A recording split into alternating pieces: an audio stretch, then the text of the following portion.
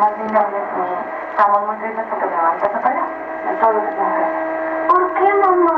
Es todo lo que tienen que decir, mamita, porque si no se empiezan a malinterpretar las cosas, nos pueden acusar de que nosotros nos las robamos o que tú la empujaste afuera para perderla, entonces mejor no digas nada, ¿ok? Porque no sabemos nada. La conclusión es que se la llevan a nosotros. Ya, a eso llegué a la mitad. Una niña desaparece dentro de su propia casa. 9 días de búsqueda, perros rastreadores, cámaras. Y cuando por fin la encuentran, el país entero se queda sin palabras. El caso de Paulette no solo desafía la lógica, también revela las grietas más oscuras del sistema. Bienvenidos a mi canal. Mi nombre es Carolina. Te invito a que te suscribas y actives la campanita para que no te pierdas ningún video. Y si te gusta mi contenido, apóyame con un gran like. Este es uno de los casos más bizarros que yo he podido ver, pero al final del video te contaré por qué. Así que sin más que decir, comencemos. El matrimonio compuesto por Lisette Farah y Mauricio Guevara tenían todo para ser felices. Procedían de familias de alta sociedad mexicana. Él se dedicaba a bienes raíces y ella, descendiente de una familia caudalada. Vivían en un lujoso apartamento de 2 plantas, en un complejo de varios edificios llamado Garden House, en Huixquilucan, un sector ubicado en el Estado de México. Allí vivían con sus 2 hijas, Lisette, que también la llamaban de cariño Chess, y Paulette, nacida en 2005. Lisette tenía solamente 5 meses de gestación cuando Paulette llegó al mundo. Ella llegó prematura, pesaba solo 800 gramos y para nadie es un misterio que cuando un niño nace prematuro viene con problemas de salud o con secuelas con las que tienen que vivir toda su vida. En el caso de Paulette, a pocas horas de haber nacido, sufrió un derrame cerebral en el lado izquierdo de su cerebro, que le dejó un grave trastorno del habla y secuelas motrices. Pero por suerte y a pesar de este diagnóstico, Paulette logró sobrevivir y con el tiempo los médicos detectaron que no sufría de ningún retraso mental. Aún así le vaticinaron que le iba a ser imposible hablar, caminar o valerse por sí misma. En vista de esto, sus padres recurrieron a varias terapias, pero logran dar con la equinoterapia. Para quienes no conocen, la equinoterapia es una terapia asistida con caballos. Esta técnica terapeuta utiliza el contacto y la interacción con caballos como medio para mejorar la salud física y emocional de las personas. Y es especialmente efectiva en niños. Con esta terapia, Paulette avanzó bastante. A los 4 años ya caminaba y aunque requería ayuda para vestirse, su evolución era notoria. Lisette contaba con 2 niñeras, Marta y Erika Casimiro. Eran hermanas y se turnaban los quehaceres y el cuidado de las niñas. A Paulette la matriculan en un jardín de infancia muy reconocido llamado Cricri. En el lugar, una especialista la asistía de manera permanente para ayudarla con sus problemas físicos y del habla. La directora de la institución, Carmen Valles, contó que la pequeña era muy entusiasta y hacía el mayor esfuerzo por realizar sus actividades por ella misma. También agregó que sus padres siempre iban al colegio para hacer seguimiento de su desempeño. El viernes 12 de marzo del 2010, Paulette no fue al colegio. Su madre informó que estaba enferma, pero no especificó qué tenía, ni tampoco explicó ni dijo cuándo se reintegraría. Lo que nadie sabía es que Paulette no volvería nunca más. La noche del 21 de marzo del 2010, a las 20 horas, Paulette regresó con su padre, su hermana Chess y su niñera Erika al departamento. Venían de Valle Bravo, donde habían pasado el día. Mauricio llegó cansado de manejar y se fue directo al cuarto. Lisette acababa de llegar de un viaje de fin de semana con unas amigas. Esperaba a sus hijas con ganas de verla. La recibió y estuvo con ellas hasta que se fueron a dormir alrededor de las 21:30. Al día siguiente tenían colegio y Paulette se reintegraría a sus clases, o al menos eso era lo que todos pensaban. Una de las secuelas del derrame cerebral que sufrió Paulette es que ella no dominaba o no podía mover la parte izquierda de su cuerpo y dormía siempre con la boca abierta.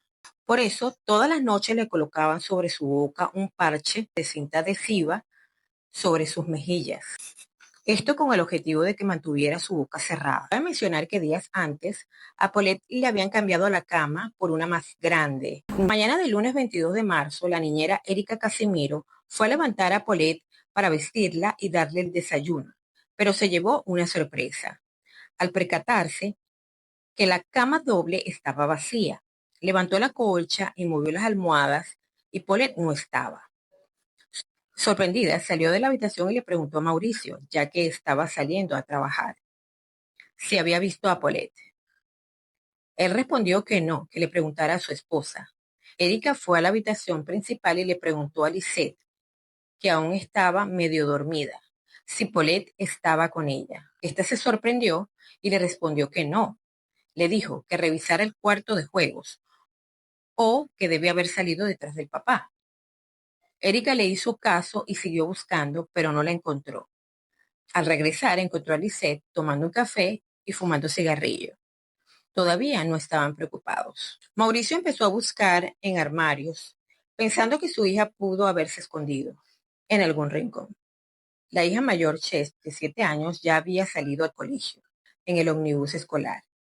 Todos empezaron a preguntarse si Paulette pudo haberse escapado para ir detrás de su hermana. Pero al mismo tiempo les parecía imposible, porque la pequeña tenía deficiencias motrices. Pero a pesar de esto, Lisette fue al complejo de seguridad del edificio para solicitar revisar las cámaras. Estos le informaron que las cámaras solo registraban el momento en vivo, pero que no grababan. Decidieron no esperar más y llamaron a la policía. Al mismo tiempo empezaron a mover sus influencias tanto con la justicia como con la política. Usarían todo el poder de sus relaciones para encontrar a su hija. En media hora las autoridades llegaron al lugar. Un lujoso complejo de apartamentos por Tobita 2, situado en las afueras de la Ciudad de México. Si Paulette casi no caminaba sin ayuda, había que pensar en un secuestro, pero no había indicios de un rapto. Los guardias no habían visto entrar ni salir a nadie. En el departamento no habían ventanas abiertas ni puertas rotas, ni rastros de ninguna índole. Todo parecía intacto. Por la relevancia de la familia, el alcalde tomó el caso en sus manos y él mismo notificó al fiscal general del Estado de México sobre lo que estaba pasando. La familia pegaba carteles con la cara de Paulette por todo el oeste de la Ciudad de México. Comenzó de inmediato una campaña de búsqueda masiva por la televisión y redes sociales. Nadie escatimaba dinero ni recursos. La tía de Paulette, Arlette Farah, fue una de las que más se ocupó de la búsqueda de la menor. Mandó cientos de emails y subió su foto en las redes sociales. El país estaba conmocionado porque era la hija de una familia de gran poder adquisitivo y político. Si ella se había fumado en su propia cama en un complejo con seguridad privada, ¿qué podría pasarle al resto de la sociedad? Lisette habló por televisión pidiéndole al supuesto secuestrador que le devolviera a su hija en algún centro comercial. Nerviosa, pero sin derramar lágrimas, prometió que no habría represalias. El padre hizo lo mismo en otros medios y tampoco lloró. A una periodista le dijo que tenía que cuidar su imagen y preservarse de las situaciones que podrían dejarlo en ridículo. La policía llevó al departamento perros entrenados para que olfatearan la ropa de Paulette y reconstruyeran sus últimos momentos. La vivienda de los Guevara Farah se convirtió en un festival de todo tipo de personas, peritos, policías, fiscales, amigos que entraban y salían a toda hora. La familia era muy cercana al círculo de Enrique Peña Nieto, quien sería entre 2012 y 2018 presidente de México. El procurador Alberto Vaz sentía la presión sobre su espalda y dispuso todos los recursos oficiales. Para sorpresa de la opinión pública, la investigación viró con rapidez. De la hipótesis de un secuestro extorsivo se pasó a sospechar del entorno, y más precisamente de la familia. La prensa titulaba que gente cercana a Paulette podía estar involucrada y se investigaba a todos. Entre las cosas que llamaron la atención durante la primera etapa de la investigación estuvieron las clásicas contradicciones en las declaraciones. ¿Quién había acostado a Paulette aquella noche? Las niñeras dijeron que se habían ocupado, pero la madre sostuvo que había sido ella. Lisette También había dicho que su hija nunca faltaba al jardín, pero no había aclarado por qué había faltado esos días previos a su desaparición. En una entrevista que le realizó una periodista, Lisette fue muy criticada por hacer comentarios irónicos, como La explosión que se la llevan a nosotros. Ya, a eso llegué también, ya. Estoy en mi locura. Ahí. Va a tomar usted el micro, así, y me ve hacia mí. ¿Así? ¿Ahí está bien? Ajá. ¿Sí? Y usted nada más ya me ve hacia mí. Sí, ya sé, no hay problema. Oye, ¿podemos ensayar tantito? Sí, sí, bueno. En otro reportaje televisivo, los periodistas Rubén Mendoza y Salvador Maceda comentaban lo siguiente. La estábamos microfoneando y me dice, oye Rubén, pues, ¿qué debo hacer en la entrevista? ¿Puedo llorar? Sin embargo, volteé a ver a su amiga que estaba sentada en un sillón contiguo y le dice, amiga, ¿qué te parece? ¿Lloro en la entrevista para que se vea más real esto o no lloro? Pero claro, no todo el mundo tiene la capacidad de procesar el estrés o la angustia de la misma forma. En este caso hay que darle el beneficio de la duda. Todo lo mencionado bastó para convertirla en una persona de interés para los investigadores, sobre todo después del testimonio ante la policía de la psicoterapeuta Sandra Yadeón, quien declaró que había observado en la madre trastornos de personalidad. Por inconsistencias detectadas en sus declaraciones, el 29 de marzo las autoridades mandaron a detener el matrimonio y a las niñeras de las chicas, las hermanas Erika y Marta Casimiro. El departamento de la familia había sido revisado en varias oportunidades. También había sido el escenario de 2 reconstrucciones de los hechos. Fue durante la quinta visita, 9 días después de la desaparición, que la búsqueda culminó. La madrugada del 31 de marzo, uno de los peritos que estaba levantando pruebas en el lugar, al pasar por la puerta de la habitación de Paulette, sintió un intenso olor. Entraron al cuarto para revisarlo nuevamente y no tuvieron que buscar demasiado. El cadáver de Paulette estaba ahí mismo, a los pies de la cama, atrapado entre el colchón y la gran estructura de madera.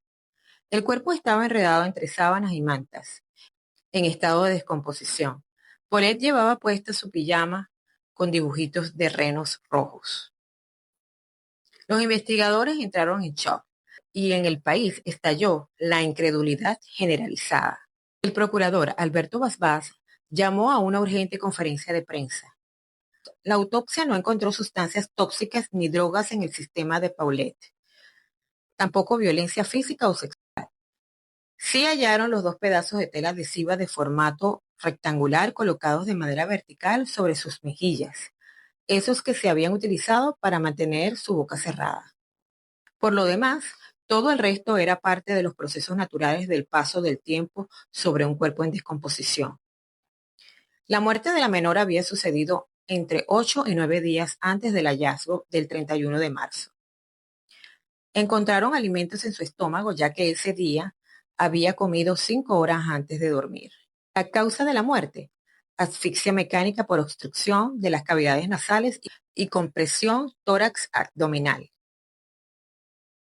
El 3 de abril, Lisette inició un juicio para demostrar que ella no tenía nada que ver con lo que le había sucedido a su hija. Al día siguiente, el juez le concedió la libertad a los padres y a las niñeras. Todos tenían prohibido salir del país porque seguirían siendo investigados. De esa detención, los padres ya salieron distanciados, peleados a muerte. La familia que habían sido había desaparecido. Esa muerte había abierto un abismo entre ellos. El 5 de abril los padres fueron llevados a declarar por separado. Sus testimonios fueron una muestra clara de la guerra familiar. Lisette aseguraba que su marido la había culpado por la muerte de Paulette. Mauricio estaba convencido de que su fallecimiento no podía haber sido solo un accidente y dejó trascender que no ponía las manos en el fuego por su esposa. En el velorio solo estuvieron los Guevara. Al entierro del día siguiente, 6 de abril, solo fueron los Farah. A las 15:30 el cuerpo de Paulette fue sepultado en el Panteón Francés de la Ciudad de México. Sus restos fueron depositados dentro de un ataúd blanco. Ese día sí lloró Lisette. Chet se había quedado durante ese tiempo con la familia de su padre. El 7 de abril, cuando Lisette quiso ir a verla, los Guevara se lo negaron. Lisette dio entonces un reportaje donde dijo: Mauricio es un cobarde, toda su vida lo ha sido, y agregó que esa sería su última entrevista. He decidido no hablar más con los medios de comunicación, pues los convocamos para que ayudaran a encontrar a mi hija, no para que convirtieran esto en un circo. De inmediato interpuso una demanda contra su esposo para conseguir la custodia de Chess. El 10 de mayo ganó la partida. La investigación se focalizó en el entorno familiar de la víctima y se evaluaron diferentes hipótesis, incluso la de un accidente doméstico. Encontraron a un supuesto amante de Lisette llamado Roberto Ayala, con quien se habría conocido por Facebook. Lo encontraron y él admitió que se habían visto 3 o 4 veces, pero negó haber tenido relaciones con ella. A pesar de los interrogatorios y las búsquedas en cada relación del entorno de Paulette, no llegaron a nada, ni hubo una acusación formal contra nadie. El 21 de mayo, al cumplirse casi 2 meses de la muerte de la menor, el mismo procurador calificó el hecho como un estúpido accidente. Paulette habría muerto esa madrugada del 22 después de darse vuelta en la cama y caer cabeza abajo en ese espacio donde quedó atrapada, sin poder salir, por su propia discapacidad motriz. Como tampoco podía hablar o gritar, su caída habría sido una trampa mortal. Una grabación presentada por el periodista Salvador Maceda en una investigación para el noticiero Fuerza Informativa Azteca reveló una conversación entre Lisette Farah y su hija mayor Chess, que es por lo menos extraña. Sucedió en los primeros días del caso. En ella la madre parece indicarle cómo debe declarar respecto a la desaparición de su hermana Paulette. Ella le comenta: no vayas a decir nada. Nada más diles que estamos muy tristes porque tu hermanita se perdió. Es todo lo que tienes que decir. La niña le preguntó: ¿por qué, mamá? Es todo lo que tienes que decir, mamita, porque si no empiezan a malinterpretar las cosas, nos pueden acusar de que nosotros nos las robamos o que tú la empujaste afuera para perderla.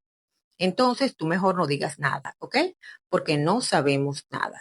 Farah fue confrontada por este diálogo y sostuvo que la charla había sido sacada de contexto y editada para que pareciera que ella le estaba diciendo a Chess que ocultara información. Las teorías continuaron. Un video subido a YouTube resultó perturbador y confuso. Allí mostraba una foto del cuerpo de la pequeña donde fue hallado. Se ve que llevaba puesta esa misma pijama con renos rojos y rosas que su madre le había mostrado. Una entrevista, doblado y limpio sobre la cama. Una de las niñeras confirmó que esa era la pijama con la que la pequeña dormía aquella noche. ¿Cómo era posible que esa pijama estuviera en la entrevista? Y luego en el cadáver. Parecía un misterio más, pero resulta que Chess tenía una pijama igual. Esa fue la explicación. El 3 de mayo del 2017, los restos de Paulette fueron exhumados y cremados con el permiso de las autoridades, que consideraron que sus restos ya no eran evidencia para la investigación que se había cerrado. También esto resultó raro para algunos, que siguieron tejiendo hipótesis. ¿Para qué molestarse en hacerlo?, se preguntaban. El periodista Alberto Najar explica que en realidad él cree que hubo un linchamiento de la opinión pública contra la madre y que se le criticaba por todo, por la cara que ponía, por las palabras que decía y por su relación imperfecta con su marido. Nadie podía aceptar la idea del accidente. Como se lo dije al principio de este video, este es un caso que me parece muy bizarro, un caso donde se presentan muchas incongruencias y donde a lo largo de los años lo que ha ocasionado, ha originado, han sido más preguntas que respuestas. La habitación ya había sido revisada por policías, peritos, familiares, las niñeras, perros rastreadores. ¿Cómo no la vieron? Aquí hubo definitivamente una falla muy grande que yo veo a nivel del sistema en la investigación. ¿Cómo va a ser posible que, si se supone que estás realizando una investigación, la policía tiene que acordonar un área, el área donde supuestamente en este caso desapareció Paulette, un área que no debe ser contaminada, y fue un cuarto en donde entró todo el mundo, inclusive hasta una amiga de Lisette Farah durmió varias noches allí y aún así ella no se percató de nada, ni sintió un olor extraño, ni se percató de nada. Por otro lado, las niñeras dijeron que era imposible que Paulette se encontrara en la cama porque ellas aseguran que revisaron la cama y que limpiaron la habitación y que en ningún momento percibieron nada extraño en la cama. Según la versión oficial, la muerte de Paulette fue accidental, ocasionada por asfixia mecánica debido a una mala posición. Pero es sorprendente cómo ni siquiera los perros rastreadores pudieron percibir o percatarse del olor que emite un cuerpo en descomposición ya pasado 9 días, a menos de que el cuerpo nunca hubiera estado allí y lo hubieran colocado después. Forenses independientes también señalaron que el cuerpo no mostraba signos de haber permanecido en ese sitio por tanto tiempo.